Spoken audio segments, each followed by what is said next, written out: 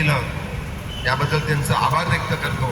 आणि दिल्लीमध्ये जे जंतर मंतरवर आंदोलन चालू आहे त्याच्या जर पार्श्वभूमीमध्ये आपण गेलो तर सर्वात पहिले ह्या देशाचा सर्वोच्च न्यायालयाचा न्यायाधीश जो आपण उच्च शिक्षित समजला जातो तो ह्या देशातल्या युवकांचा अपमान करून त्यांना कॉक्रोच म्हणतो। आणि ह्या कॉक्रोच शब्दावरूनच अभिजित दिपके हा अमेरिकेमधून हे आंदोलनाला सुरुवात करतो, सोशल मीडियावर सुरुवात करतो। आणि त्याच्यानंतर ह्या देशामध्ये नीटचा घोटाळा होतो। हा नीटचा घोटाळा होण्याची ही पहिली वेळ नाही आहे। अशी घटना ही 2019, 2023, 2024 अशी निरंतर होत आहे।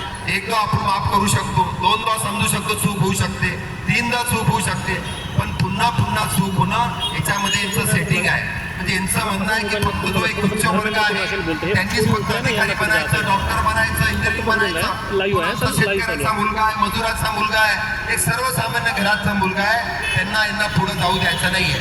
आमचे गुरुदेव सेवकांनी सांगितलं असे खूप सारे अधिकारी बनत आहेत। संसदाचा अध्यक्ष आहे त्याची पोरगी डायरेक्ट UPSCच्या मार्फत अधिकारी बनते, कॅबिनेट सचिव बनते। लॅटरल पद्धती त्यांनी सुरू केली की फक्त ते RSSचे जर आहे विचारधारेचे तर त्यांना कोणती पण परीक्षा द्यायची आवश्यकता नाही, काहीच करायची आवश्यकता नाही, ते अधिकारी बनू शकतात। तर हे एक षडयंत्र आहे की सर्वसामान्याला पुढे यांना जाऊ द्यायचं नाही, यांना शिक्षण घेऊ द्यायचं नाही। यांनी जिल्हा परिषदच्या शाळा बंद केल्या, आरोग्य सेवेमध्ये कपात केली, अडाणी सारख्या अंबानी सारख्या लोकांचे अवाढव्य हॉस्पिटल उभे केले, पण जे PSC आहे, जिल्हा परिषदेच्या शाळा आहे त्या कमी होत चाललेल्या आहे। अरे सरकारचं कर्तव्य काय असते?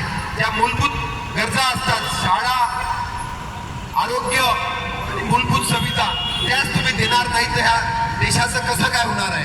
तर आपण मूळ मुद्द्याकडे येऊ। असं सर्व सुरू असताना महाराष्ट्रामध्ये पण TETचा घोटाळा होतो आणि TETचे जे पेपर आहेत ते कुठे छापले जातात? बिहारच्या राज्यामध्ये जाऊन ते पेपर छापले जातात। अरे काय महाराष्ट्रामध्ये छापखाने नाही आहे? महाराष्ट्र हा नोटा छापतो आणि पूर्ण देशाला पुरवठा करतो आणि